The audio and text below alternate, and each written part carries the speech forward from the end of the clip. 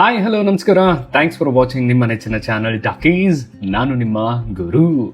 ನಾನು ಪ್ರತಿಯೊಂದು ಸರಿನೂ ಇದನ್ನ ಹೇಳ್ತಾ ಇರ್ತೀನಿ. ಏನು ಅಂದ್ರೆ, ಒಂದು ಹಬ್ಬನ ಆಚರಿಸೋ ಮುಂಚೆ ಅದ್ರ ಬಗ್ಗೆ ಸೂಕ್ತವಾಗಿ ತಿಳ್ಕೊಳ್ಳೋದು ತುಂಬಾ ಉತ್ತಮ ಅಂತ. ಯಾಕಂದ್ರೆ ಯಾವುದೇ ಒಂದು ಹಬ್ಬ ಆಗ್ಲಿ ಸುಮ್ಮನೆ ಅಚಾನಕ್ ಆಗಿ ಮಾಡೋದಲ್ಲ. ಅದಕ್ಕೊಂದು ರೀತಿ ಇರುತ್ತೆ, ಅದಕ್ಕೊಂದು ಸಿದ್ಧಾಂತ ಇರುತ್ತೆ. ಸೊ ಆದ ಕಾರಣ ಪ್ರತಿಯೊಂದು ಹಬ್ಬದ ಬಗ್ಗೆ ನಿಮ್ಗೊಂದು ಸಂಕ್ಷಿಪ್ತವಾದಂತ ವಿವರಣೆ ಕೊಡುವಂತ ಒಂದು ಸಣ್ಣ ಪ್ರಯತ್ನ ನನ್ನ ಚಾನೆಲ್ ನಲ್ಲಿ ಪ್ರತಿಯೊಂದು ಹಬ್ಬದ ದಿನನೂ ಮಿಸ್ ಆಗದೆ ನಡೀತಾ ಇರುತ್ತೆ.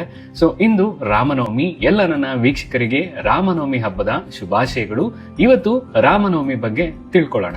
ಮಹಾವಿಷ್ಣುವಿನ 7ನೇ ಅವತಾರವಾದ ಶ್ರೀರಾಮ ಈ ದಿನ ಪುಷ್ಯ ನಕ್ಷತ್ರದಲ್ಲಿ ಮಧ್ಯಾಹ್ನದಂದು ಕರ್ಕಟಕ ಲಗ್ನದಲ್ಲಿ ಅಯೋಧ್ಯೆಯಲ್ಲಿ ಶ್ರೀರಾಮರು ಜನಿಸಿದ್ದು ಅಂತ ನಂಬಿಕೆ ಕೂಡ ಇದೆ. ಧರ್ಮಶಾಸ್ತ್ರಗಳ ಪ್ರಕಾರ ಅಯೋಧ್ಯೆಯ ರಾಜರಾದಂತ ದಶರಥರಿಗೆ 3 ಜನ ಹೆಂಡತಿರಿದ್ರಂತೆ. ಯಾರ್ಯಾರು ಅಂದ್ರೆ ಕೌಸಲ್ಯ, ಕೈಕೇಯಿ ಹಾಗೂ ಸುಮಿತ್ರೆ ಅಂತ. ಆದರೆ 3 ಜನರಿಗೂ ಕೂಡ ಪುತ್ರ ಸಂತಾನ ಇರೋದಿಲ್ಲ. ನಂತರ ದಶರಥರು ಋಷಿಮುನಿಗಳ ಸಲಹೆಯಂತೆ ಒಂದು ಯಾಗನ ಮಾಡ್ತಾರೆ. ಈ ಯಜ್ಞದಿಂದ ಸಂತೋಷನಾದಂತಹ ಪ್ರಜಾಪತಿಯು ದಶರಥನಿಗೆ ದಿವ್ಯ ಪಾಯಸವನ್ನ ನೀಡ್ತಾರಂತೆ. ಈ ದಿವ್ಯ ಪಾಯಸನ ದಶರಥನು ತನ್ನ 3 ಜನ ಪತ್ನಿಗಳಿಗೆ ನೀಡ್ತಾರೆ. ಇದರಂತೆ ಚೈತ್ರ ಮಾಸದ ಶುಕ್ಲ ಪಕ್ಷದ ನವಮಿ ತಿಥಿಯಂದು ಮಧ್ಯಾಹ್ನ ಕೌಸಲ್ಯಗೆ ರಾಮನು, ಪುಷ್ಯ ನಕ್ಷತ್ರದ ದಶಮಿ ಎಂದು ಕೈಕೇಯಿಗೆ ಭರತನು, ಅದೇ ದಿನ ಆಶ್ಲೇಷ ನಕ್ಷತ್ರದಲ್ಲಿ ಮಧ್ಯಾಹ್ನ ಲಕ್ಷ್ಮಣನು ಜನಿಸುತ್ತಾರೆ. ಹಿಂದೂ ಗ್ರಂಥಗಳಲ್ಲಿ ಉಲ್ಲೇಖವಾಗಿರುವಂತಹ 4 ಯುಗಗಳಲ್ಲಿ ಒಂದಾದ ತ್ರೇತಾಯುಗದಲ್ಲಿ ರಾಮನು ಜನಿಸಿದ್ದು. ಈ ದಿನ ಶ್ರೀರಾಮನನ್ನ ಜಪಿಸಿದ್ರೆ ಕೆಟ್ಟ ಶಕ್ತಿಗಳು ನಿವಾರಣೆಯಾಗಿ ಭೂಮಿಯ ಮೇಲೆ ದೈವಿಕ ಶಕ್ತಿಗಳು ನೆಲೆಸುತ್ತೆ ಅನ್ನೋ ಉಲ್ಲೇಖ ಕೂಡ ಪುರಾಣದಲ್ಲಿದೆ. ರಾಮ ಎನ್ನುವ 2 ಅಕ್ಷರದಲ್ಲಿ ತುಂಬಾ ಮಹತ್ವಪೂರ್ಣವಾದಂತ ಅರ್ಥ ಇದೆ. ರ ಎಂದರೆ ಬೆಳಕು, ಮ ಅಂದರೆ ಒಳಗೆ, ನಿಮ್ಮೊಳಗಿನ ದೈವಿಕ ಬೆಳಕು ಶ್ರೀರಾಮ.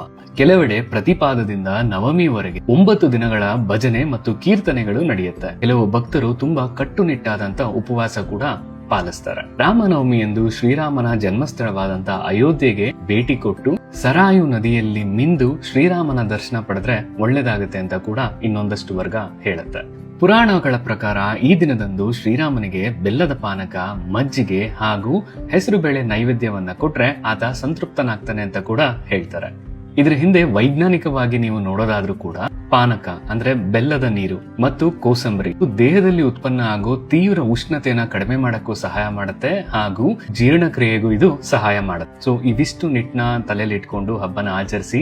ನಿಮ್ಗೂ ಕೂಡ ಆಚರಣೆ ಯಾಕೆ ಅನ್ನೋದು ತಿಳಿಯುತ್ತೆ. ಜೊತೆಗೆ ಮುಂದಿನ ಪೀಳಿಗೆಗೆ ಇದನ್ನ ನಾವು ಶೇರ್ ಮಾಡಬಹುದು ಅಂತ ಹೇಳ್ತಾ ಎಲ್ಲ ನನ್ನ ವೀಕ್ಷಕರಿಗೂ ಮಗದೊಮ್ಮೆ ರಾಮನವಮಿ ಹಬ್ಬದ ಶುಭಾಶಯಗಳು. ಅಗೈನ್ ಥ್ಯಾಂಕ್ಸ್ ಫಾರ್ ವಾಚಿಂಗ್ ನಿಮ್ಮ ನೆಚ್ಚಿನ ಚಾನಲ್ ಟಾಕೀಸ್.